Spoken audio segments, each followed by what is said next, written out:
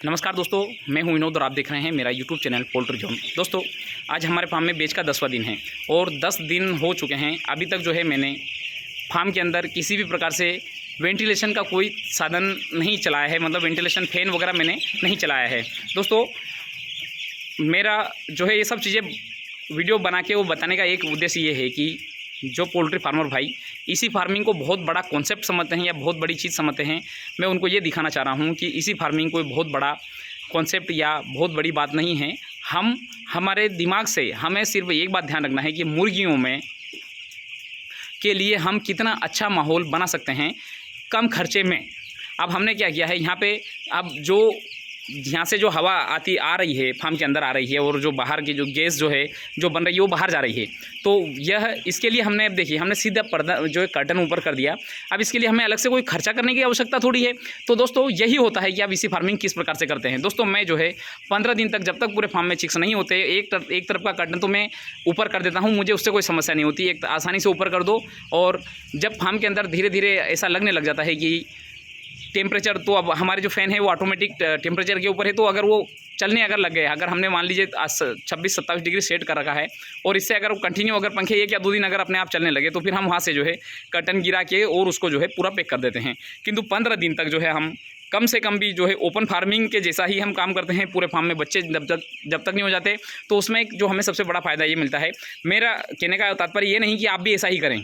अगर आप जिन फार्मर भाई का जो दीवार वाला फार्म है तो वो तो ऐसा नहीं कर सकते, तो उनके लिए तो सिंपल सा जो है वो एग्जॉस्ट फैन को जो टाइमर पे डाल के वो कर सकते हैं। ऐसा नहीं है कि मतलब कर्टन ऊपर करेंगे तो ही जो है हम चिक्स को कर सकते हैं, ऐसा नहीं है। आप जो है एग्जॉस्ट फैन के माध्यम से टाइम टू टाइम जो है गैस बाहर निकालते रहेंगे तो भी काम हो जाएगा। किंतु दोस्तों, मेरा कहने का इतना तात्पर्य कि जिनका छोटा फार्म है और उनको बिजली की भी बचत करना है, स्वाभाविक सी बात है, हम पैसे के लिए काम कर रहे हैं और अगर पैसा ही खर्च करते रहेंगे तो फिर हम कमाएंगे कैसे। तो दोस्तों, हमें जो छोटी छोटी चीज़ों में जो हमें पैसा बचाना होता है, उसमें सबसे महत्वपूर्ण कार्य जो पैसा बचाने वाली जगह है वो है बिजली बिल। तो बिजली बिल हम जो है 15 दिन तक जो है फार्म को ओपन फार्मिंग कर सकते हैं। ये सिर्फ बरसात और ठंड के समय की बात कर रहा हूँ मैं। गर्मी में इस प्रकार से नहीं होगा। गर्मी में किस दिन कितनी मोर्टेलिटी हो जाएगी, क्योंकि जब टेम्परेचर बढ़ जाता है और ऑलरेडी अब देखिए इतना कर्टन तो पैक है, तो फिर फार्म के अंदर का तापमान जो है गैस उतनी प्रॉपर तरीके से वेंटिलेशन नहीं होता, तो इतना कर्टन तो पैक रहता है, तो उस कंडीशन में फार्म के अंदर का तापमान अचानक बढ़ सकता है और मोर्टेलिटी हो सकती है। तो आपको जो है गर्मी के समय में तो आप पहले दिन से भी हो सकता है कूलिंग पैड चालू करना पड़े, क्योंकि हमें 33 डिग्री टेम्परेचर चाहिए होता है और वास्तविकता में टेम्परेचर 45 डिग्री होता है। तो वहाँ पे करीब 10-12 डिग्री टेम्परेचर ज़्यादा होता है। तो उस कंडीशन में हमें जो है पहले दिन से हो सकता है कूलिंग पैड चालू करना हो। तो ये मैं सिर्फ गर्मी और बरसात की बात कर रहा हूँ। अगर जिन फार्मर भाई का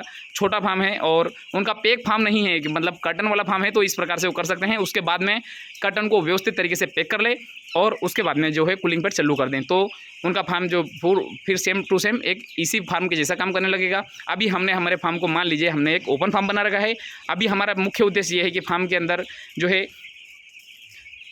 चिक्स को बराबर तरीके से जगह दे दें, वेरिएशन नहीं हो, लीटर रेकिंग हम करते रहें। ओपन फार्म में एक हमें फ़ायदा मिलता है, वो इसी फार्म की तुलना में ये है कि लीटर की क्वालिटी ओपन फार्म में जो है, अब जैसे बाहर से जो हवा जो फ्रेश हवा जो लग रही है, तो लीटर जो अगर थोड़ा सा गीला भी अगर हो गया या उसमें नमी अगर आ जाएगी, तो वो जो बाहर की हवा लग के और पूरी तरीके से सूख जाएगा। देखिए दोस्तों, ये इतना अच्छा अगर लीटर है और 10 दिन अगर हो गए, तो उसका कारण यही है कि हमने जो है ओपन कर रखा है फार्म को। तो एक प्रकार से अभी हमारा फार्म ओपन फार्म की तरह कार्य कर रहा है, किंतु है हमारा फार्म इसी और ये पूरा कंप्लीट ऑटोमेटिक है। इसमें सिर्फ हमारा दाना मैनुअल है, बाकी कंट्रोल पैनल जो एग्जॉस्ट फैन वगैरह ये सब हमारे कंट्रोल ऑटोमेटिक है और जो हमारे निप्पल लाइन तो ऑटोमेटिक है ही। तो दोस्तों, मेरा कहने का सिर्फ इतना सा तात्पर्य है कि हम जो है एक साधारण फार्म के जैसे ही हम इसी फार्म का काम करते हैं।